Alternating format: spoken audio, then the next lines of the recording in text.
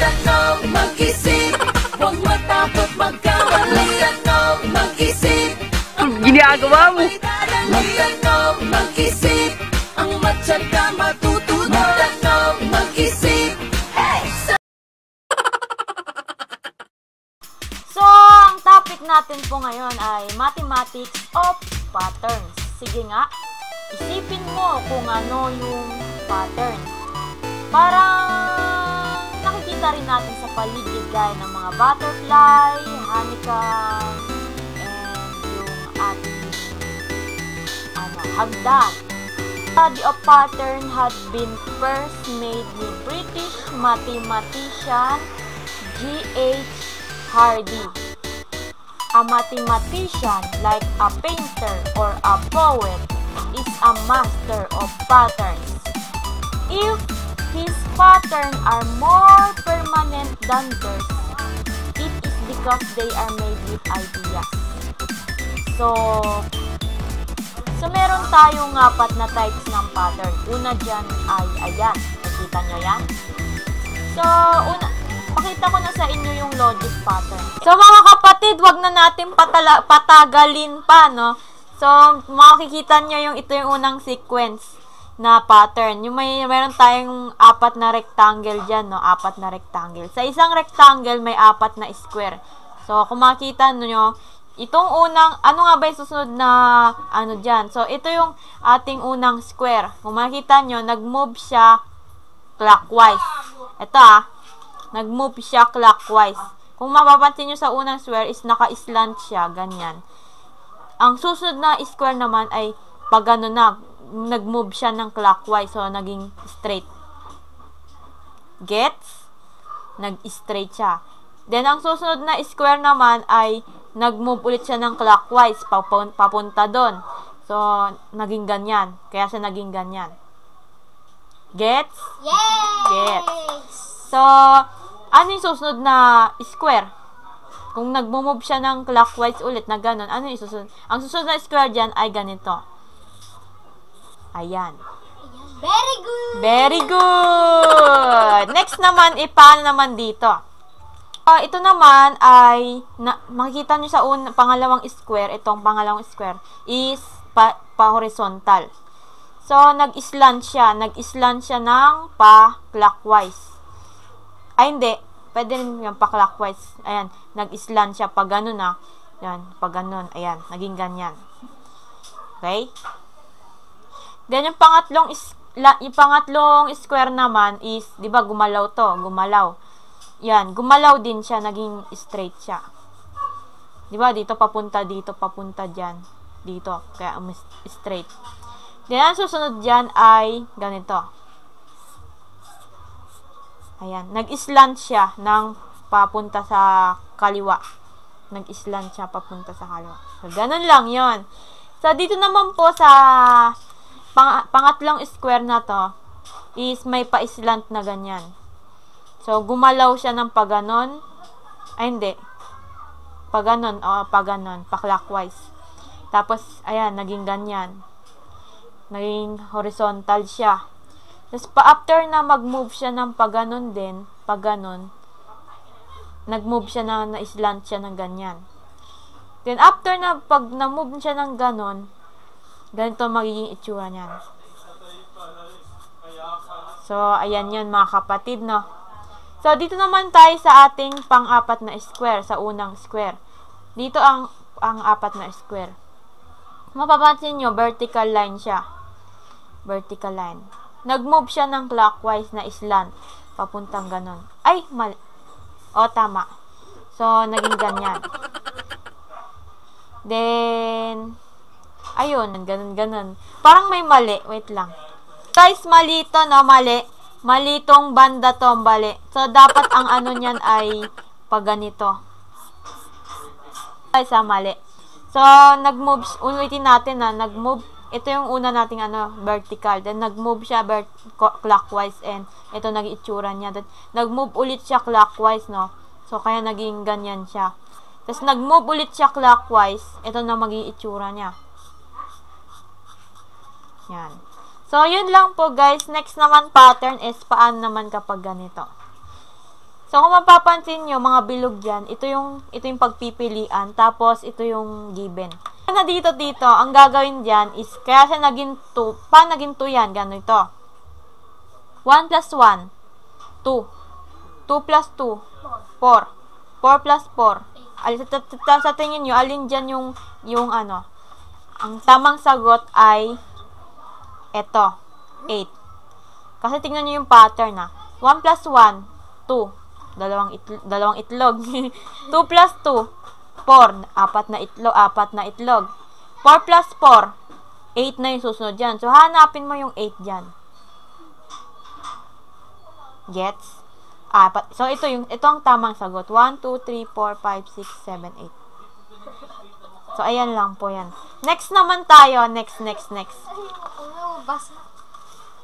Dito naman tayo sa ating arrow. Ito yung pagpipilian. Ito naman yung given. So, sa unang column, pa-slant siya, yung arrow na sa baba. So, gumalaw siya ng paganito. Gumalaw siya ng papunta dito. So, sa tingin mo, saan dyan yung susunod na arrow? Ito. Then itong slant na to, nandito, di ba itong slant nandyan. So, lilipat lang slant dito, so nandito yung slant, so pa ganyan. So, susunod na arrow, sa tingin mo, saan pupunta yung arrow? Nag-slant na naman papunta dito. So, nandito yung arrow. Then, saan pupunta tong nasa gilid? Lilipat siya dito. So, nandito yung arrow, tas nandito yung point. So, pag ganon. So, ito sumunod. Ayan. Then, lumipat ulit yung arrow papunta dito. Then, yung point na ito ay lumipat dito. Kaya, naging dito, tsaka dito. Ang tamang sagot dyan ay dito, tsaka dito. So, pipili ka dyan. Alin dyan yung sumunod. So, ito. B. Paano naman kapag ganito? M, modern, tas naging O, Q, F, G, T, P. Paano naman yan? So, kung mapapansin nyo, yung M, dito ka muna magpo-focus. Yung M, naging O. Yung O, naging Q. Yung D, naging F. Yung E, naging G. Yung R, naging T. Yung N, naging P. Nagets? Yung M, bakit siya naging O? Kasi ganito yan. Nag-place ng two place yung M. M, N, 2, M, N, tas sabay O. M, N, O. Gets? Parang ulitin ko. Dito naman sa O, bakit naging Q yung O? Kasi O, P, Q.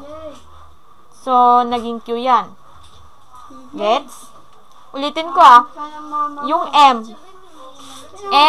N, O. So, naging O. Kasi tatlo yung nag-move. Dito naman, O, P, Q. So, Q. Basta tatandaan nyo yung pattern na tatlo. Q. Tapos, ito naman D. D, E, F. So, F. Kaya siya naging F. Yung E naman, E, F, G. Yun, G. Naging G siya.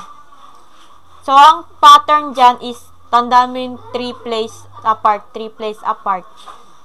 E, F, G. Kaya siya naging G. Ito naman sa R. Dito naman tayo magpo-focus sa R. R, ano ba susunod sa R? S, T. So, ito naging T. Gets? Ito naman N. Ano ba susunod sa N? N, O, P. So, P. So, ito yun, naging P. Paano naman kung si word naman ganito? Ganito lang yan. W, X, Y. So, lahat naman yan may Y. So, yun. Lahat may Y. Dito naman sa O. O, P, Q. Alin dyan yung may Q? Lahat naman may Q, no? So, Q. Dito naman sa R. R, S, T. Hanapin natin yung T. Sa mga pagpipilian. Ito yung T. So, ito naman si L. Dito naman tayo magpo-focus kay L. L, M, N. Hanapin natin yun. So, N pa rin siya. So, ito pa rin yung tamang sagot. Dito naman sa last is D. D, E, F. So, ang last niyan ay F. Gets? So, ang tamang sagot ay ito. Dito naman tayo sa isa pang pattern. So, itong pattern, naging ganito. TR, TR, TR. So, ang logic dyan is, bibilang ka ng tatlo. 1, 2, 3. So, itong unang T. Bibilang ka ng 6. 1, 2, 3, 4, 5, 6. Itong R. T tsaka R.